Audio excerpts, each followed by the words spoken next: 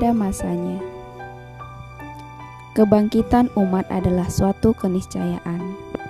Hanya saja, kemana arah bangkitnya dibutuhkan dakwah yang terus-menerus. Dakwah yang menjelaskan secara gamblang bagaimana Islam bisa diterapkan praktis dalam kehidupan. Ada kegagalan berpikir dari sebagian orang bahwa ketika menyampaikan kebusukan rejim, kerusakan sistemnya, dan kegagalannya dalam menjalankan kepemimpinan dimaknai sebagai pembangkang, tak bersyukur, bahkan disuruh pindah ke Arab. Padahal tidak sesimpul itu kesimpulannya. Kenapa kritik selalu menjurus kepada sistem yang sedang dianut oleh rejim berjalan? Tidak sekedar mengkritisi rejimnya saja atau individunya saja? Tentu saja, siapapun rejimnya, jika sistemnya sama, kerusakan akan terus menggerus negeri ini.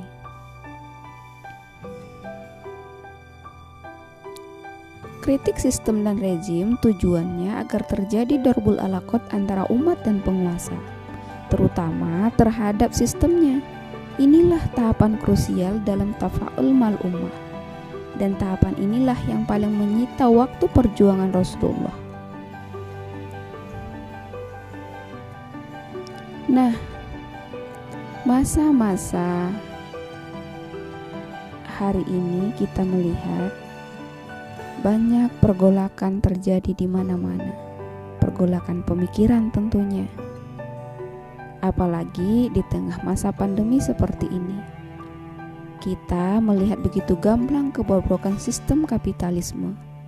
Ia rapuh namun berusaha ditutup-tutupi. Tapi bagaimanapun kerapuhan tidaklah bertahan lama. Ia akan tumbang dan jatuh ke jurang kehancuran. Kapitalisme tidak mampu mengatasi permasalahan hidup manusia. Ia hanyalah sistem bagi para mafia untuk memperbesar perutnya, memberi kenikmatan pada hanya sekedar ujung lidahnya hingga kerongkongannya. Buruk bukan tabiatnya? Ya begitulah.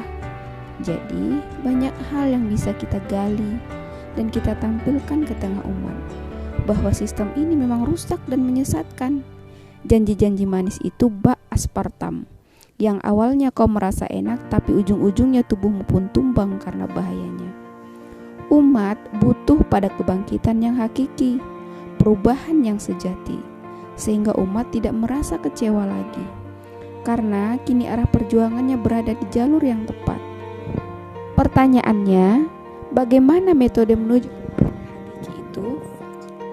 Apakah cukup dengan melabeli bersyariah? Tentu saja tidak.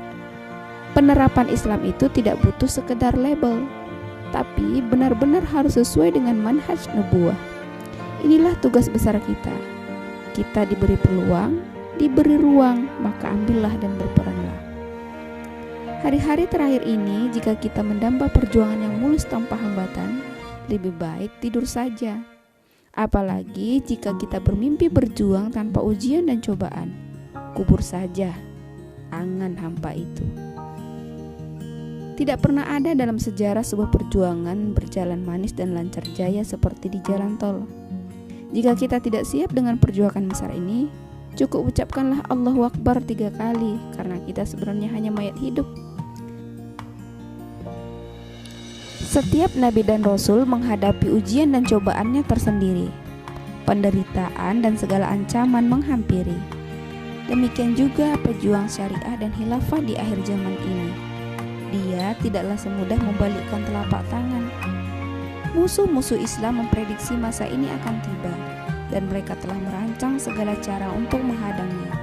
Siap atau tidak, tergantung sesiap apa kita sejak dalam pembinaan. Maka janganlah anggap pembinaan itu hanya rutinitas yang menyita waktu. Waktu bekerja kita, waktu mengajar kita, waktu berjualan kita, dan waktu-waktu kita lainnya yang kita dedikasikan untuk mengejar dunia. Jangan. Jika kita tidak siap menjadi pejuang, lambaikan tangan, karena medan perjuangan ini butuh mereka yang kuat, tangguh, siap tempur, dan rela berkorban apapun. Jika hanya menjadikan medan perjuangan sebagai ajang meraih keuntungan pribadi, maka sia-sialah lelah kita, dan kita akan memetiknya kelak sesuai dengan niat kita hari ini. Teruntuk kalian, wahai para pejuang sejati, bersabarlah, kuatkanlah kesabaran kalian, karena jalan yang kalian pilih adalah jalan mereka para penyeru kebenaran, para nabi dan rasul, dan kalian harus siap dengan ujian dan cobaan mereka.